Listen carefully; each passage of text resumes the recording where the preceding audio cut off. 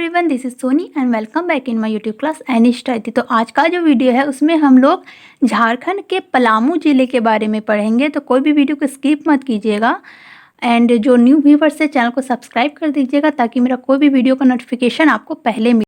जानना जरूरी है कि झारखंड में ज़िले कितने हैं। तो झारखंड में टोटल 24 ज़िले हैं, ठीक है। तो उसमें से एक पलामू है। मैं सारा एक एक करके सारे डिस्ट्रिक्ट के बारे में बताऊंगी। तो आज हमारा फर्स्ट जो डिस्ट्रिक्ट है वो है पलामू। आज हम इसके बारे में पढ़ेंगे। तो चलिए स्टार्ट करते हैं। तो मेरे वीडियो से ना आपका एक अच्छा सा नोट्स भी प्रिपेयर हो जाएगा। तो आप मेरे वीडियो का स्क्रीनशॉट लेके या फिर आप वीडियो देखते देखते भी आप एक नोट्स बना सकते हैं, ठीक है। तो चलिए स्टार्ट करते हैं। पलामू, तो हमें सबसे पहले जानना चाहिए कि पलामू जो है ना इसे क्या बोला जाता है।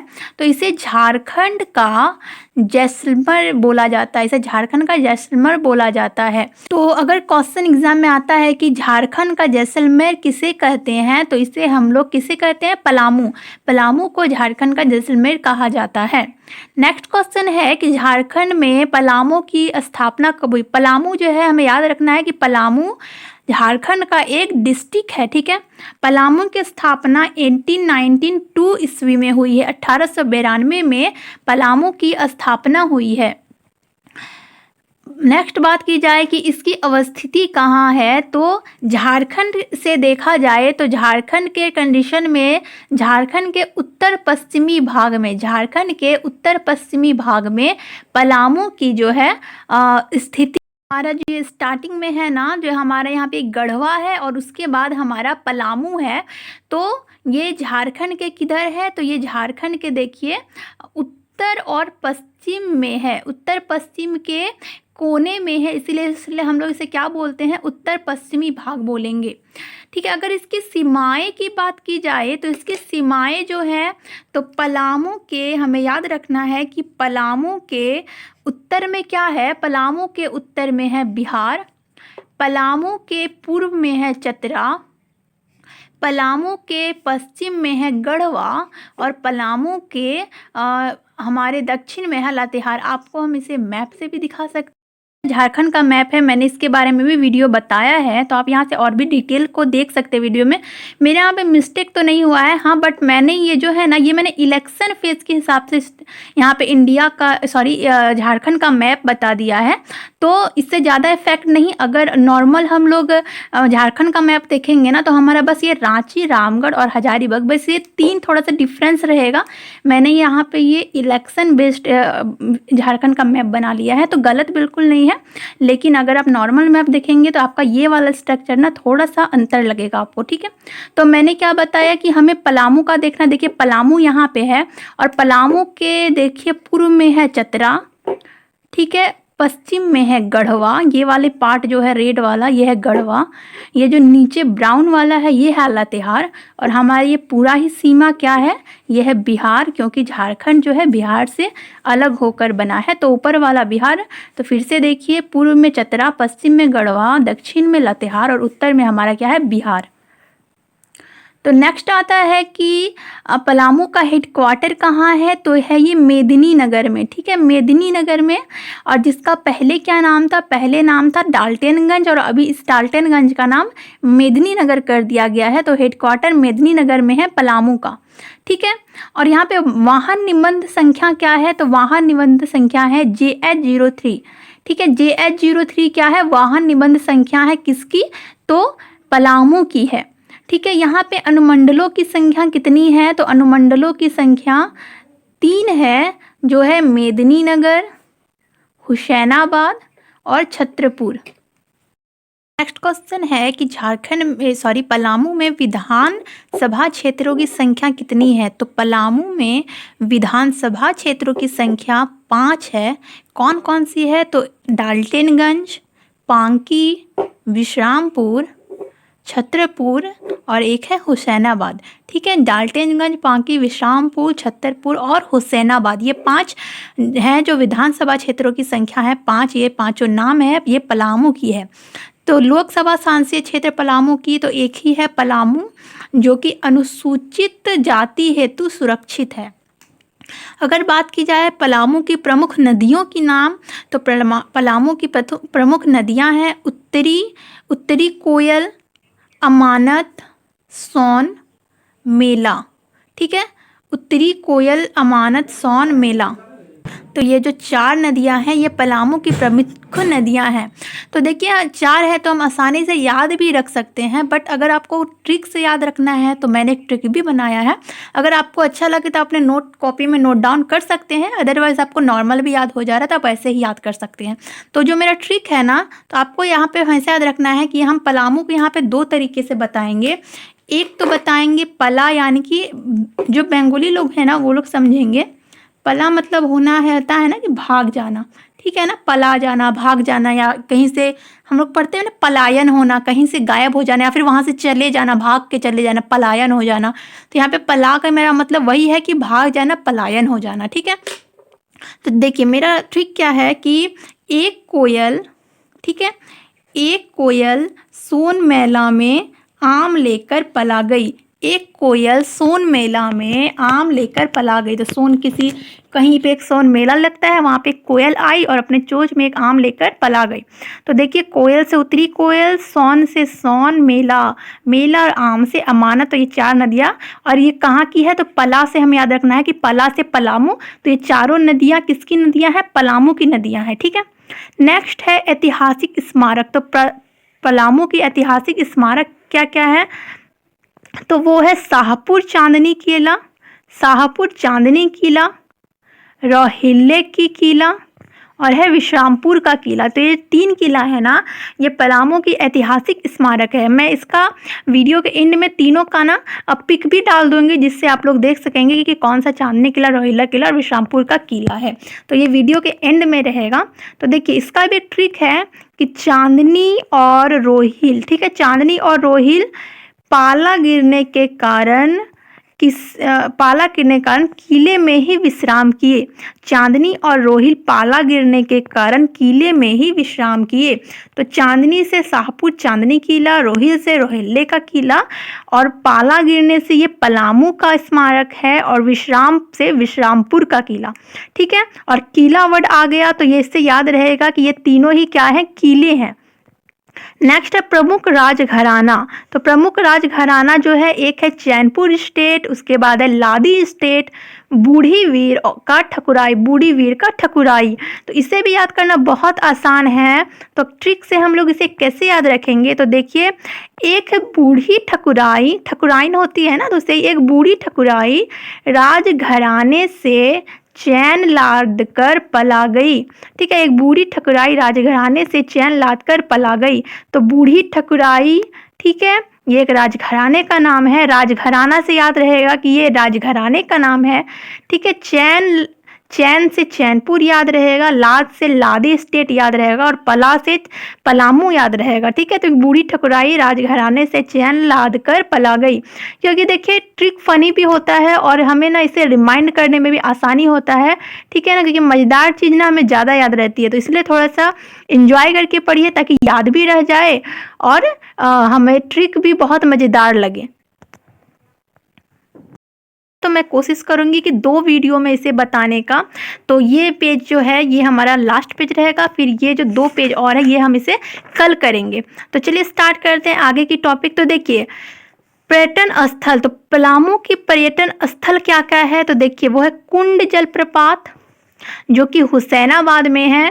ठीक है, नेक्स्ट है चिंपा की पहाड़, ठीक है, इटको पहाड़, केचकी संगम स्थल। ये जो 4 है ना ये पलामू की पर्यटन स्थल है। तो इसे हम लोग याद कैसे रखेंगे, तो देखिए ईटा के कुंड में रखी चक्की, ईटा के कुंड में रखी चक्की को चिंकी लेकर स्थल से पला गई। ईटा के कुंड में रखी चक्की को चिंकी लेकर स्थल में से पला गई। तो स्थल से हमें याद रहेगा ये पर्यटन स्थल का नाम है। ईटा के कुंड, ठीक है, इनको ईटा से बना होगा। यहाँ पे ईटा का कहने का मतलब होता है ना ब्रिक्स, ठीक है, तो ये ईटा का बना हुआ है। तो ईटा के, तो ईटाको पहाड़, कुंड में तो कुंड जलप्रपात, रखी चक्की, ठीक है। तो चक्की से केचकी याद रहेगा, केचकी संगम स्थल। चिंकी से चिंपा याद रहेगा, और लेकर स्थल से पलागई से, ये पलामू का सारा है इसलिए पलागई से पलामू। ठीक है, मैं फिर से रिपीट करती हूँ कि ट्रिक यहाँ बस फन के लिए और याद रखने के लिए है। तो अगर आपको ट्रिक अच्छा ना लगे तो आप ट्रिक को बिल्कुल इग्नोर कीजिए, आप बस नोट डाउन कर लीजिए जो पॉइंट्स है, और जिन्हें ट्रिक अच्छा लगे वो जरूर कमेंट सेक्शन में बताइएगा कि मेरा ये सब ट्रिक कैसा लगा। क्योंकि ट्रिक बनाने में ना बहुत माइंड यूज़ करना पड़ता है, कैसे सबको एक दूसरे से रिलेट करके एक ही लाइन में सारे उसके वर्ड्स को उसमें शामिल करे। तो ऐसा नहीं है कि ये ट्रिक मैंने ऐसे ही बना दिया, इसमें मुझे सोचना भी पड़ता है। तो जरूर बताइएगा कमेंट सेक्शन में ये ट्रिक सब आपको कैसे लगे। नेक्स्ट है प्रमुख मेले। तो पलामू के प्रमुख मेले कौन कौन से हैं? तो वो है हैदरनगर का भूत मेला, उसके बाद है दुबिया खांड का मेला, ठीक है, जोड़ का शिवरात्रि मेला, भेंसा खुर का शिवरात्रि मेला, और एक है गांधीपुर की शिवरात्रि। यानी कि ज़्यादातर यहाँ लगता है ना कि शिवरात्रि के लिए यही मेले लगते हैं। तो फिर से देखिए, हैदरनगर का भूत मेला, दुबिया खान का मेला, जोड़ का शिवरात्रि मेला, और भेसा खुर का शिवरात्रि मेला, गांधीपुर का शिवरात्रि। तो इसका भी ट्रिक बहुत फनी सा है। तो देखिए क्या फनी सा है। तो शिवरात्रि में क्या होता है ना, अभी जैसे शिवरात्रि आने भी वाली है ना, तो शिवरात्रि किसके लिए किया जाता है? तो शिव पार्वती के विवाह के लिए शिवरात्रि होती है, यानी उनका विवाह होता है। जब विवाह को ना बहुत कोई बिहा भी बोलता है ना, बिया या फिर बिहा, ठीक है। तो शिवरात्रि के बिया, ठीक है ना, तो शिवरात्रि के बिया के मेले में, तो हम लोग इससे ऐसा नहीं कि हम लोग इस चीज़ से रूबरू नहीं हैं कि शिवरात्रि जब भी होता है तो बहुत जगह मेले लगते हैं। जैसे कि हमारे झारखंड में देवघर में ये बहुत ज़्यादा धूमधाम से मनाया जाता है। तो जो भी गए होंगे वो जानते होंगे इस बात को। तो शिवरात्रि के बिया में, यानी कि उनके विवाह में मेले में कौन कौन आते हैं ना, तो भूत आते हैं, ठीक है ना। ज़्यादातर बोला जाता है ना कि उनका जो वास है भूतों के बीच वास होता है उनका, और भैंस में बैठ कर आते हैं। देखे होंगे ना कि उन लोगों का सवारी क्या होता है ना, भैंस होता है और जो भी होते हैं, तो यही सब उनके सवारी होते हैं। और फिर क्या होता है कि आंधी की तरह पला गए, ठीक है, यानी कि कहने का मतलब भूत है तो वो आंधी की तरह आएंगे, आंधी की तरह जाएंगे। तो शिवरात्रि के बिहा के मेले में भूत भैंस में बैठकर आंधी की तरह पला गए। तो शिवरात्रि के मेले, तो यहाँ कहने का मतलब है कि लगभग सब शिवरात्रि से ही रिलेटेड है मेले, इसलिए मैंने शिवरात्रि को ही एक पॉइंट ले लिया। और बिया से याद रखना है आपको यहाँ पर कि उनका शिवरात्रि हो रहा है, यानी कि उनका बिया के बारे में ही बात हो रहा है। और बिया से यहाँ पे मैंने दुबिया के लिए बिया यूज़ किया है, ठीक है। भूत से याद रखना है भूत मेला, हैदरनगर का भूत मेला। भैंस में बैठकर, तो भैंस से भैंसा खुर का शिवरात्रि मेला याद रखना है। और आंधी से गांधी याद रखना है, क्योंकि गांधी जी तो शिवरात्रि के मेले में नहीं आ सकते, तो आंधी तो आ ही सकता है ना, गांधी जी नहीं आ सकते तो आंधी आ सकता है। तो आंधी से गांधी, और पला गया से पलामू। तो पलामू का प्रमुख मेले कौन कौन से हैं? तो शिवरात्रि वाले सारे मेले हैं। तो एक दुबिया है, एक भूत है, भैंस है, और गांधीपुर है, ठीक है। प्रमुख जनजातियां, अगर पलामू की प्रमुख जनजातियां की बात की जाए तो वो है चेरो, खरवार, बिरहोर, उरांव, किसान और एक कोरबा, ठीक है। तो ये जो है ये प्रमुख जनजातियां हैं पलामू की, चेरो, खरवार, बिरहोर, उरांव। गांव के जाति से जनजाति याद रखिएगा। तो गांव में जाति भेद के कारण 4 किसान, तो 4 से चेरो याद रहेगा, 4 चेर बोलते हैं ना, बहुत कोई खोटा लैंग्वेज में हम लोग 4 को बोलते हैं, चेर बोलते हैं, ठीक है। तो हमको उतना खोटा नहीं आता, बट लगभग सुनने में ही ऐसा आता है ना, 4 को चेर बोलते हैं, ठीक है ना। तो चेर 4 से चेर, किसान से किसान जनजाति, कारोबार 4 किसान कारोबार से हार के पला गए, क्योंकि किसान का ज़्यादा पैसा होता है खेती करने का, और उन्हें कोई कारोबार में लगा दिया गया जिनसे में वो हार गए, यानी कि हारना का मतलब कारोबार को आगे नहीं बढ़ा पाए और वो वहाँ से पला गए, ठीक है, यानी कि वहाँ से चले गए। तो कारोबार से कार से याद रखना है कोरबा, और वार से याद रखना है उराव, ठीक है। उराव, वार से उराव याद रखना है, और कार से कोरबा याद रखना है। से हार के, तो हार से बिरहार यानी कि बिरहोर याद रखना है। और पला गए से ये सभी पलामू के जनजाति हैं। तो ये भी वर्ड मैंने इसलिए दिया ताकि आपको क्लियर भी हो जाए कि वो जनजाति हैं, ठीक है। तो जाति से जनजाति, चार से चेहरों, किसान से किशान, कारो से कोरबा, वार से उराव और हार से बिरहोर और पला से पलामू, ठीक है। तो प्रमुख उद्योग की बात की जाए तो पलामू की प्रमुख उद्योग है, प्रथम है जपला। और मैंने लास्ट वीडियो में झारखंड का बताया भी था कि सबसे पहले सीमेंट फैक्ट्री की उत्पादन कहाँ की गई है झारखंड में, तो सबसे पहले जपला में की गई है। और जपला कहाँ है? जपला है पलामू में। उसके बाद बीड़ी उद्योग, ठीक है ना। उसके बाद तसर उद्योग, लौह उद्योग, Aditya Birla chemical India limited, ठीक है, ये रेहला में है। और अन्य लघु एवं कुटीर उद्योग, तो प्रमुख उद्योग कौन कौन से हैं पलामू के? तो जपला का सीमेंट फैक्ट्री, बीड़ी उद्योग, तसर उद्योग, लाह उद्योग, Aditya Birla chemicals India limited जो कि रेहला में है, और अन्य लघु एवं कुटीर उद्योग, ठीक है। तो इसका ट्रिक क्या है कि आदित्य ने रेहला से बोला, तो रेहला से ना हमने पीछे रोहिल्ला का भी यूज़ किया था, ठीक है ना, रोहिल्ला का किला, तो रेहला या फिर रोहिल्ला मैंने यूज़ किया था, तो ये अलग है। तो आदित्य ने रेहला से बोला कि सर के लिए बीड़ी लाने के लिए पला, सर के लिए बीड़ी लाने के लिए पला।